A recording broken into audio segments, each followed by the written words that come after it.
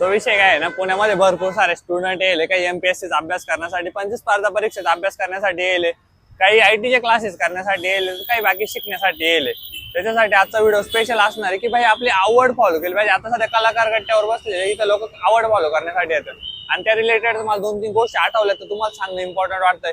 2-3 वर्षानंतर अशी सिच्युएशन येणार आहे की लोक आपलं काही काम करत असलं आणि त्याच्यामध्ये जो माणूस परफेक्ट आहे ना त्याच्याकडे जातील. आता साधारण आपण शॉपिंग करण्यासाठी डीमार्ट सारख्या मोठ्या स्टोअरला जातो, कारण ते सगळं भेटतं आणि ते त्या दुकान परफेक्ट आहे. तशाच पद्धतीने असणार आहे, कोणतंही काम करण्यासाठी परफेक्ट माणसाकडे जाणार आहे. त्याच्यासाठी तुम्ही परफेक्ट व्हायचं जर असेल, तुम्हाला एखाद्या कोणत्या तरी गोष्टीमध्ये चांगले पैसे कमवायचे असले ना, तुम्हाला कुठली तरी तुमची आवड असेल त्याच्यामध्ये काम करायला लागेल.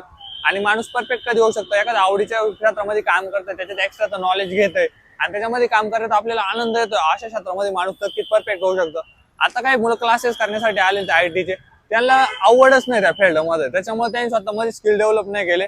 आज अशी परिस्थिती, क्लास करायला लागू राहिली आणि क्लास केल्यानंतर पण जॉब भेटणं खूप अवघड होणार या मुलांचं, कारण त्याला आवडच नाही.